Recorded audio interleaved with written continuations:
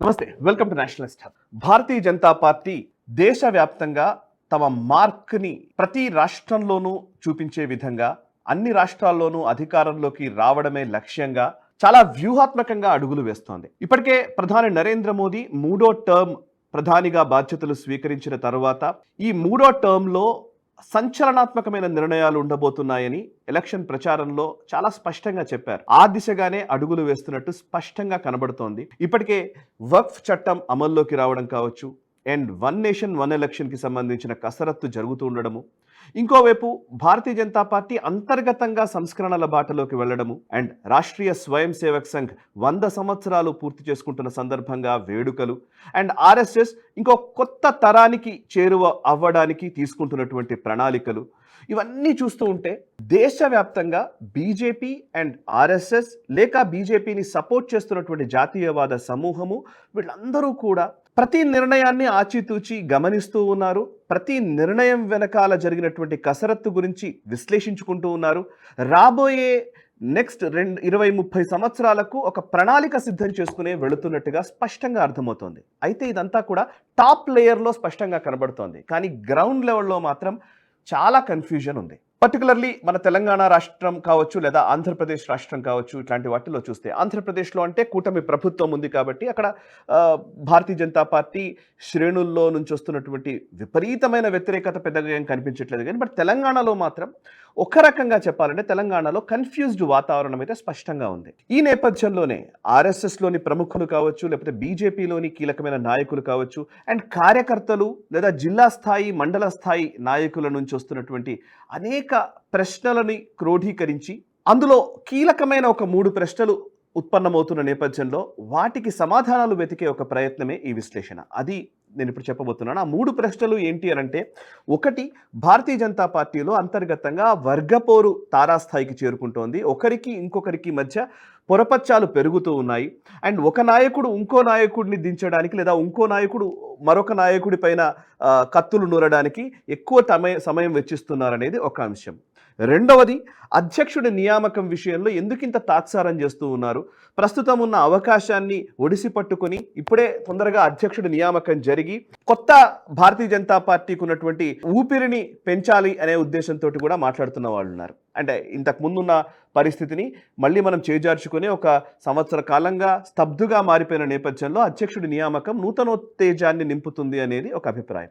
ఇక మూడవది, అధికారంలోకి వచ్చే అవకాశాన్ని 2023 ఎన్నికల్లో చేజేతులా జారవిడిచాము, సో ఇప్పుడు మళ్ళీ అట్లాంటి స్థితిలోకి వెళుతుందా భారతీయ జనతా పార్టీ అనేది మూడో అంశం. సో ఈ 3 అంశాలే కీలకంగా ఉన్నాయి ఇందులో. అధ్యక్షుడి నియామకము, అటు వర్గపోరు, ఇంకోవైపు రాబోయే ఎలక్షన్స్లో మనం విజయం సాధించడము, ఈ 3 అనుకుంటే కనుక ఈ మూడిట్లో మొదటి అంశము వర్గపోరు గురించి మాట్లాడాలంటే కనుక ఇది తెలంగాణలో ఎక్కువగా వినిపిస్తోంది. కానీ నిజానికి మీరు నేషనల్ పాలిటిక్స్ని అబ్జర్వ్ చేస్తే, ఆయా రాష్ట్రాల్లో ఉన్న పరిస్థితుల్ని గమనిస్తే చాలా కీలకమైన రాష్ట్రాల్లో కూడా భారతీయ జనతా పార్టీ ఈ సమస్యను ఎదుర్కొంటోంది. మొన్నటికి మొన్న తమిళనాడులో మనం చూసాం. తమిళనాడులో అన్నామలై చాలా అద్భుతంగా భారతీయ జనతా పార్టీని క్షేత్రస్థాయికి చేరువ చేశారు. కానీ ఆయన కూడా పక్కకు తప్పుకోక తప్పని పరిస్థితే వచ్చింది. అండ్ అక్కడ కూడా అన్నా డిఎంకేతో కలిసి వెళ్ళకూడదు అనే అంశానికి సంబంధించి చర్చ జరిగింది. ఈవెన్ తమిళసైకి లేదా అన్నామలైకి మధ్య కూడా పొరపచ్చాలు ఉన్నాయని, ఈవెన్ అన్నామలైకి వ్యతిరేకంగా కూడా చాలామంది భారతీయ జనతా పార్టీకి సంబంధించిన నాయకులే తమిళనాడులో పనిచేశారని ఇవన్నీ అక్కడ వినిపించాయి.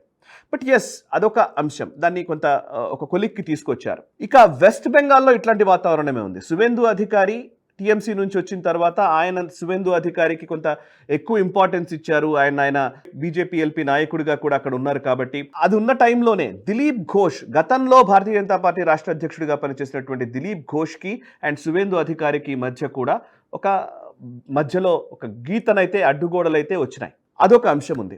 ఇంకొక వైపు మహారాష్ట్రలో చూస్తే ఎన్డీఏ కూటమి పక్షాల్లో సమస్య. బీజేపీలో ఒకవైపు ఉంది, దేవేంద్ర ఫడ్నవీస్ని ముఖ్యమంత్రిగా యాక్సెప్ట్ చేయడానికి వీల్లేదు అని ప్రయత్నాలు జరిగిన సందర్భాలు కూడా ఉన్నాయి. అండ్ అందులో కూడా ఫ్యాక్షన్స్ చాలానే ఉన్నాయి. బట్ ఎన్డీఏ కూటమిలో వస్తే ఏక్నాథ్ షిండే నొచ్చుకున్నారు, ఆయన్ని ముఖ్యమంత్రి పదవి నుంచి దించి దేవేంద్ర ఫడ్నవీస్ని ముఖ్యమంత్రి చేశారు. కాబట్టి కొంత ఆయన అలకబూనినట్టుగా తెలుస్తోంది. ఏక్నాథ్ షిండే అండ్ అమిత్ షాకి మధ్య ఒక ప్రత్యేకమైన సమావేశం కూడా ఈ మధ్యనే జరిగింది. ఆయన కొంత బుజ్జగింపు చర్యలకు పూనుకునే పరిస్థితులకే ప్రస్తుతం వాతావరణం వచ్చింది. సో అక్కడ కొంత సమస్య సద్దుమణిగినట్టుగానే మనం భావించాలి. ఇక అధ్యక్షుడికి అండ్ ముఖ్యమంత్రికి మధ్య పొరపచ్చాల్లో యోగి ఆదిత్యనాథ్ కూడా ఈ ప్రాబ్లంను ఎదుర్కొంటున్నాడు ఉత్తరప్రదేశ్లో. యోగి ఆదిత్యనాథ్ గారికి చౌదరి భూపేంద్ర సింగ్ ఎవరైతే బీజేపీ స్టేట్ ప్రెసిడెంట్ ఉన్నారో ఆయనకి ఈ మధ్య కూడా పొసగట్లేదు అనే వాతావరణం ఉంది. అండ్ కేశవ్ ప్రసాద్ మౌర్య, గతంలో అధ్యక్షుడిగా పనిచేసినటువంటి కేశవ్ ప్రసాద్ మౌర్యకి అండ్ యోగికి మధ్య కూడా కొంత విభేదాలు ఉన్నట్టుగా తెలుస్తోంది. సో ఇదొక సమస్య. అండ్ యూపీ కావచ్చు, వెస్ట్ బెంగాల్ కావచ్చు, మహారాష్ట్ర కావచ్చు, ఈవెన్ కర్ణాటకలో కూడా విజయేంద్ర, ఎవరైతే యడ్యూరప్ప గారి తనయుడు విజయేంద్ర ఉన్నారో ఆయన పట్ల కూడా వ్యతిరేకత ఉంది. విజయేంద్ర ఇప్పుడు బీజేపీ రాష్ట్ర అధ్యక్షుడిగా ఉన్నారు. ఆయన పట్ల కూడా అక్కడ లోకల్ బీజేపీ నాయకుల్లో ఒక వ్యతిరేక భావనలు వినిపిస్తూ ఉన్నాయి. సో ఇది కేవలం తెలంగాణలోనే ఈ వర్గపోరు అని అనుకోవడానికి లేదు. చాలా రాష్ట్రాల్లో ఇట్లాంటి సమస్యలు ఉన్నాయి. నిజానికి రాష్ట్ర అధ్యక్షుల నియామకం విషయంలో తాత్సారం గురించి మీరు ఇంతగా ఆలోచిస్తున్నారు, కానీ నిజానికి ముఖ్యమంత్రుల నియామకంలో కూడా చాలా కసరత్తు చేసింది భారతీయ జనతా పార్టీ అనేది ఆయన చెప్పిన మాట నిజమే అనిపించింది. ఎందుకంటే మన తెలంగాణతో పాటు తెలంగాణ, మధ్యప్రదేశ్, ఛత్తీస్గఢ్, రాజస్థాన్ ఈ 4 రాష్ట్రాలకు ఒకేసారి ఎలక్షన్స్ జరిగాయి. కానీ తెలంగాణ ముఖ్యమంత్రిగా రేవంత్ రెడ్డి పదవి స్వీకారం చేశారు. ప్రమాణ స్వీకారం ఫాస్ట్గా అయిపోయింది. బట్ వేరాజ్ మిగతా రాష్ట్రాల్లో ముఖ్యమంత్రిని నియమించడానికి, ముఖ్యమంత్రి ఎవరు అనేది తేల్చడానికి కొంత టైం తీసుకుంది బీజేపీ. ఆ క్రమంలోనే చాలా కొత్త ఫేసెస్ తెర మీదకి వచ్చాయి. విష్ణుదేవ్ సాయి కావచ్చు, ఆయన ఛత్తీస్గఢ్కి సంబంధించి, రమణ్ సింగ్ లాంటి ఒక కీలకమైన స్టాల్వార్ట్ లీడర్ ఉన్నప్పుడు ఆయనను కాదని ఇంకొక వ్యక్తిని తీసుకొచ్చి పెట్టడం. అండ్ రాజస్థాన్లో వసుంధరా రాజే లాంటి ఒక కీలకమైన నాయకురాలు ఉన్న సందర్భంలో కాదని భజన్లాల్ శర్మని ముఖ్యమంత్రిని చేయడం, అండ్ మోహన్ యాదవ్ని ముఖ్యమంత్రిని చేయడం. శివరాజ్ సింగ్ చౌహాన్ ఉన్నప్పుడు మోహన్ యాదవ్ని ముఖ్యమంత్రిని చేయడం. ఈ నేపథ్యంలో అంటే ముఖ్యమంత్రి నియామకం విషయంలో కూడా చాలా కసరత్తు చేశారు. ఈవెన్ ఢిల్లీ ముఖ్యమంత్రిగా ఎవరు వస్తారన్న విషయంలో కూడా చాలా కసరత్తు చేశారు. ఆ కసరత్తు ఫలితాలు ఈరోజు కనబడుతున్నాయి. సో ఇప్పుడు ఆలస్యం, తెలంగాణలో కూడా ఒకవేళ ఆలస్యం చేయడం వల్ల నిజంగానే ఇది అధికారంలోకి వచ్చే అవకాశాన్ని చేజార్చుకుంటుందా అనే ఒక ప్రశ్న కూడా బయటకు వస్తుంది. భారతీయ జనతా పార్టీ జాతీయ నాయకత్వము లేదా రాష్ట్రీయ స్వయం సేవక్ సంఘ్ లాంటి ఒక సిద్ధాంతపరమైనటువంటి ఆర్గనైజేషన్స్ ఉన్నటువంటి నేపథ్యంలో వాళ్ళు అంత ఈజీగా అవకాశాలని వదిలేస్తారా అంటే అసలు లేదనే చెప్పగలం. ఎందుకంటే చాలా కాంప్లికేటెడ్ రాష్ట్రాలని కూడా కైవసం చేసుకోగలిగారు. ఫర్ ఎగ్జాంపుల్ త్రిపుర లాంటి రాష్ట్రాన్ని అధికారంలోకి తీసుకురాగలిగింది బీజేపీ. అండ్ నార్త్ ఈస్ట్లో పట్టు సాధించగలిగింది. అసలు ఎంట్రీ కూడా లేని ప్లేసెస్లో కూడా బీజేపీ వెళ్ళగలిగింది. ఒడిశా లాంటి రాష్ట్రంలో అధికారంలోకి రాగలిగింది.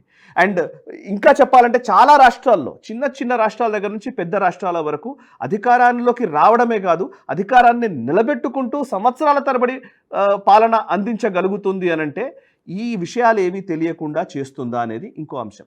ఇవాళ ఒకరికొకరికి మధ్య పొరపచ్చాలు ఉండవచ్చు, కానీ రేపు ఏ నిర్ణయం వచ్చినా ఎవరు అధ్యక్షుడైనా ఆ అధ్యక్షుడు మిగతా నాయకులు కలిసి వేదికలని పంచుకుంటారు, కలిసి ఎలక్షన్స్లోకి వెళతారు, కలిసి ప్రజల్ని ఒప్పించారు, కలిసి భారతీయ జనతా పార్టీ కలిసికట్టుగా ఉందనే మెసేజ్ అతి త్వరలోనే ఇవ్వడానికి పెద్దగా సమయం పట్టదు అనేది నా అభిప్రాయం. బికాజ్ బీజేపీ పాస్ట్ ఎక్స్పీరియన్సెస్ మనకు దీన్ని రుజువు చేస్తూ ఉన్నాయి. అనేక కేశవ్ ప్రసాద్ మౌర్య కి అండ్ యోగి ఆదిత్యనాథ్ గారికి మధ్య ఒక విభేదాలు ఉన్నాయి.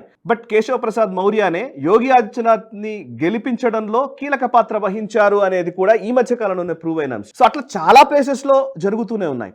సో ప్రయారిటీ బేస్డ్గా చూస్తే ఏది అవసరమైన నిర్ణయం, ఇమీడియట్గా తీసుకోవాల్సిన నిర్ణయం ఏది, నిజంగానే పర్వాలేదు దీన్ని కొంచెం లేటుగా కూడా నిర్ణయం తీసుకోవచ్చానంటే ఇమ్మీడియట్గా తీసుకునే నిర్ణయాల వైపే మనం మొగ్గు చూపుతాం. అట్లాగే పెద్ద పెద్ద సమస్యల ముందు ఈ తెలంగాణకు సంబంధించిన అధ్యక్షుడు లేకపోతే తెలంగాణకు సంబంధించినటువంటి బీజేపీ ఎదుగుదల ఈ అంశం అనేది కొంచెం చిన్న విషయంగా కనిపిస్తుందేమో అనేది ఒకరి అభిప్రాయం. సో ఓవరాల్గా ఇదంతా ఎందుకు చెప్పాము అనంటే కనుక రాబోయే రోజుల్లో ఈ 1-2 డేస్లోనే తెలంగాణ అధ్యక్షుడి నియామకం జరగబోతోంది. ఎవరు అధ్యక్షుడు అవుతారు అనే దానికి సంబంధించి ఆల్రెడీ ఒక డిసిషన్ అయిపోయింది అనేది ఢిల్లీ వర్గాల నుంచి వస్తున్న సమాచారం. ఎవరా వ్యక్తి, ఎవరైతే బాగుంటుంది అనే చర్చ చాలానే జరుగుతూ వస్తోంది. మీరు కూడా మీ అభిప్రాయాన్ని తెలియజేయండి. ఎవరు బీజేపీ అధ్యక్షుడు అయితే బాగుంటుంది అనేది, అండ్ ఎవరు అధ్యక్షుడు అవ్వడం మాత్రమే కాదు బీజేపీ ఏం చేయాలనే అంశానికి సంబంధించి కూడా మీరేమైనా కమెంట్స్ ద్వారా మీ అభిప్రాయాలు తెలియజేస్తే కూడా బెటర్. కానీ ఓవరాల్గా 8 మంది ఎమ్మెల్యేలు, 8 మంది ఎంపీలు, 3 ఎమ్మెల్సీలు, ప్రజాప్రతినిధులు గతంలో ఒక ఎమ్మెల్యే ఒక ఎమ్మెల్సీ మాత్రమే ఉండేది. గతంలో ఒక 5 ఏళ్ళు 6 ఏళ్ల క్రితం మనము తెలంగాణలో బీజేపీని చూస్తే. బట్ ఒక ఎమ్మెల్యే ఒక ఎమ్మెల్సీ దగ్గర నుంచి ఇవాళ 8 మంది ఎమ్మెల్యేలు, 8 మంది ఎంపీలు, 3 ఎమ్మెల్సీలు, అవి కాక రాజ్యసభ సభ్యులు, రకరకాల ప్రజాప్రతినిధులు, రకరకాల వ్యక్తులు అండ్ ఎలక్షన్స్ కొట్లాడగలిగే వ్యక్తులు, ఈవెన్ డబ్బు ప్రభావాన్ని అధిగమించగలిగే సిస్టము, ఇవన్నీ ఉన్న భారతీయ జనతా పార్టీ విజయావకాశాల్ని సింపుల్గా చేజార్చుకుంటుంది అనే మాట అవాస్తవం. ఇక బీఆర్ఎస్ తన ప్రయత్నాలు కూడా తాను చేస్తున్నట్టుగా తెలుస్తుంది ఢిల్లీలో. బీఆర్ఎస్ ఇప్పుడు బీజేపీ అధ్యక్ష నియామకం విషయంలో ఎవరు అధ్యక్షుడైతే బీఆర్ఎస్కు నష్టము లాభము అనే చర్చ కూడా బీఆర్ఎస్ వర్గాల్లో మొదలైనట్టుగా తెలుస్తోంది. అండ్ వాళ్ళ లాబీ కూడా ఢిల్లీలో ఉంది అనే మాటల్ని కొంతమంది ఢిల్లీ నాయకులే చెబుతూ ఉన్నారు. And even Revanth Reddy factor ఏ విధంగా ఉండబోతోంది అండ్ రాబోయే రోజుల్లో ఎట్లాంటి ఒక యాక్షన్ ప్లాన్తో బీజేపీ బరిలోకి దిగబోతోంది అనేది కాలం నిర్ణయిస్తోంది. అండ్ మీ అభిప్రాయాలను కూడా మాతో పంచుకోండి. ఈ వీడియో నచ్చితే లైక్ చేయండి, 10 మందికి షేర్ చేయండి. మీ కమెంట్స్ ద్వారా మీ అభిప్రాయాలు మాతో పంచుకోండి. మనసా వాచా కర్మణ దేశహితం కోసం పరితపించే నేషనలిస్ట్ ఆఫ్ గ్రూప్ ఆఫ్ ఛానల్స్ని సబ్స్క్రైబ్ చేసుకొని జాతీయవాద జర్నలిజాన్ని ప్రోత్సహించండి. Thank you very much. ఈ వీడియో మీకు నచ్చినట్టయితే లైక్ చేయండి, 10 మందికి షేర్ చేయండి. అలాగే కామెంట్ల రూపంలో మీ అభిప్రాయాలను మాతో పంచుకోండి. Nationalist hub group of channels ను సబ్స్క్రైబ్ చేసుకుని తెలుగునాట జాతీయవాద జర్నలిజాన్ని ప్రోత్సహించండి. ఈ వీడియో కింద ఉన్న బెల్ ఐకాన్ పై క్లిక్ చేయడం మర్చిపోవద్దు.